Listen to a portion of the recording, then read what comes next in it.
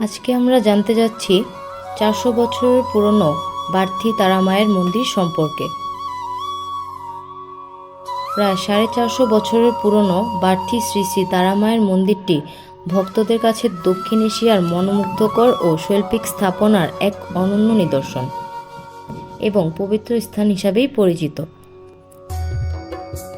বরিশাল ঢাকা মহাসড়কের পার্শ্ববর্তী গৌরনদী উপজেলায় ঐতিহ্যবাহী এই মন্দিরটি স্থাপিত।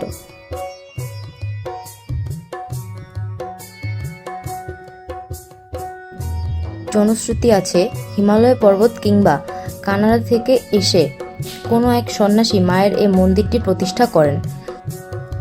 প্রাগৈতিহাসিক যুগে হিমালয় পর্বত থেকে সাধু সন্ন্যাসীরা আসতেন এখানে।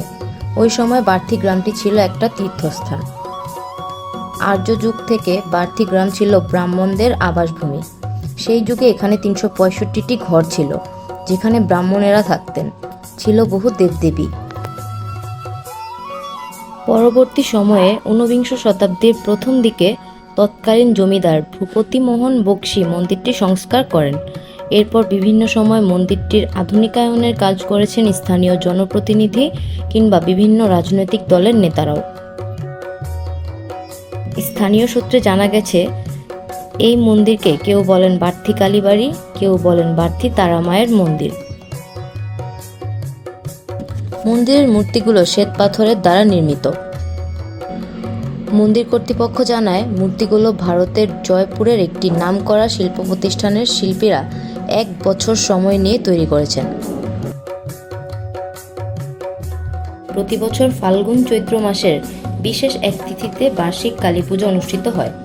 পূজায় মন্দির চত্বরে বিভিন্ন বয়সের মানুষের মিলন মেলায় পরিণত হয়। তাছাড়া বছরের অন্য সময়গুলো ভক্তদের ভিড় থাকে এখানে। দূর থেকে আসা ভক্তদের জন্য এখানে শান্তিলতা পোদ্দার অঙ্গন ও নবদ্বীপ পোদ্দার নামে ২টি বিশ্রামাগারও রয়েছে।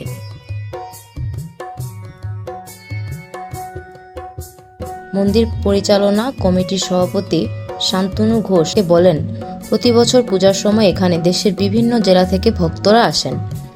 তাছাড়া ভারত, নেপাল, ভুটান সহ দক্ষিণ এশিয়ার বিভিন্ন দেশ থেকে ভক্ত ও দর্শনার্থীরা মায়ের আশীর্বাদ নিতে ছুটে আসেন।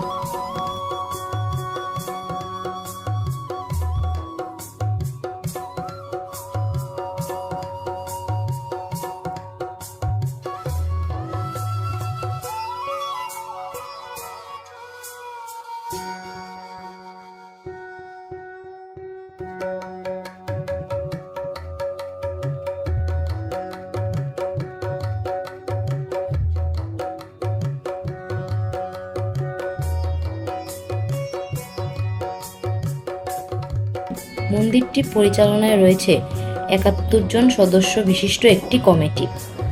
স্থানীয় সূত্রে জানা গেছে, তারা মায়ের নামানুসারে গৌরনদীতে বার্থি তারা মাধ্যমিক বিদ্যালয়, তারাকুপি সরকারি প্রাথমিক বিদ্যালয় ও তারাকুপি নামের একটি গ্রামও রয়েছে।